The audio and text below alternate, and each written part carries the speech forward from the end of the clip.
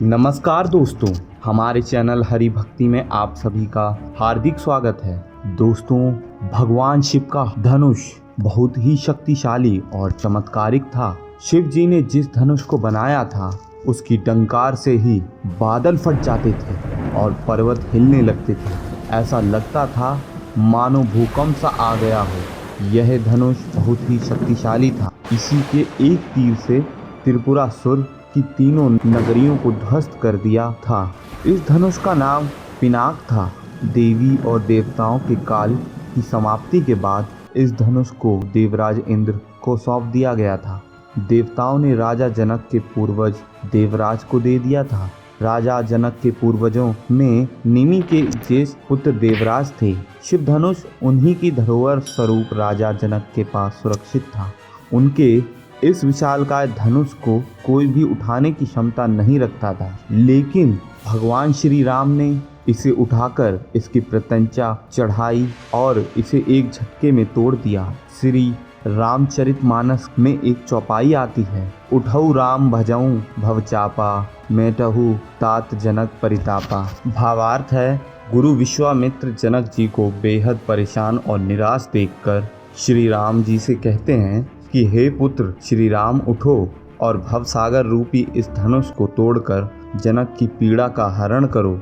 इस चौपाई में एक शब्द है भवचापा, अर्थात इस धनुष को उठाने के लिए शक्ति की नहीं बल्कि प्रेम और निरंकार की जरूरत थी। यह मायावी और दिव्य धनुष था। उसे उठाने के लिए दैवीय गुणों की जरूरत थी। कोई अहंकारी उसे नहीं उठा सकता था। रावण एक अहंकारी मनुष्य था। वह कैलाश पर्वत तो उठा सकता था, लेकिन धनुष नहीं। धनुष को तो वह हिला भी नहीं सकता था। वह धनुष के पास एक अहंकारी और शक्तिशाली व्यक्ति का घमंड लेकर गया था।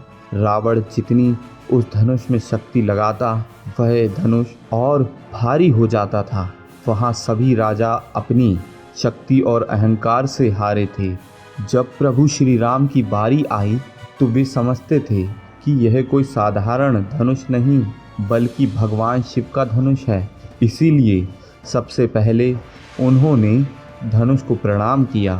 फिर उन्होंने धनुष की परिक्रमा की और उसे संपूर्ण सम्मान दिया।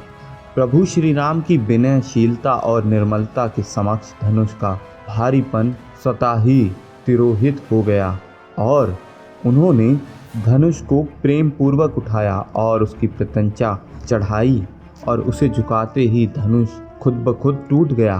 कहते हैं, जिस प्रकार सीता शिव जी का ध्यान कर सहज भाव बिना बल लगाए धनुष को उठा लेती थीं, उसी प्रकार श्री राम ने भी धनुष को उठाने का प्रयास किया और सफल हुए।